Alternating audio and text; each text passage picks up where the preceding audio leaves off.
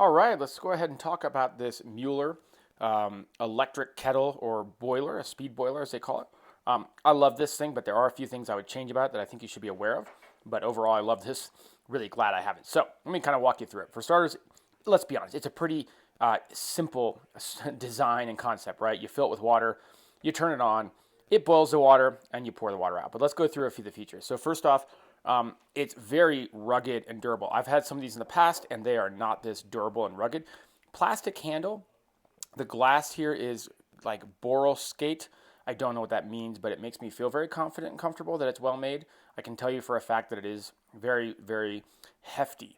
One of the downsides to me as an American user is that it's in liters, but a lot of these are in liters. I don't know how much 1.87 liters is in terms of cups. So it gives me 0.5, 1, and 1.8 liters. The minimum fill is 0.5 liters. You don't want to boil with less than that. The maximum is 1.8 liters. So you don't want to fill it all the way to the top because it doesn't have room to expand and bubble over or boil over. Now, in terms of filling it up, that's the second thing that I find is a downside. Let me go ahead and show you what I'm talking about here. In order to open it up, you press this button, and it's very well made, right? But if you're like me and you have a fridge that you use to fill up water, it doesn't work. And so what I do is I have found a way to get it in there, but it's not the ultimate, right? It's not the ideal. The best case scenario is you get like a different glass or cup to fill it up with. Now, again, I don't love that feature about it, but I find that it's totally easy to get around. And given all the other aspects of this water boiler, I think that it isn't a big deal.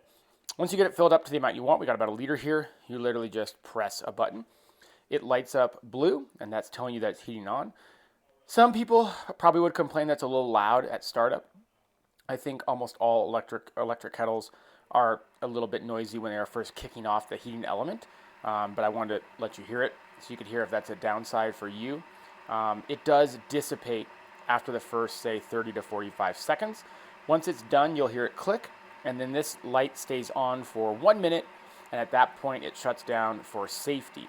So you might be walking through and see that it's off, and that's kind of how you know when this is boiling, is that the blue light will no longer be on.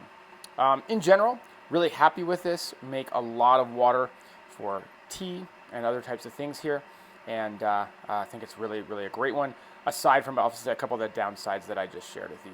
All right, hope that helps.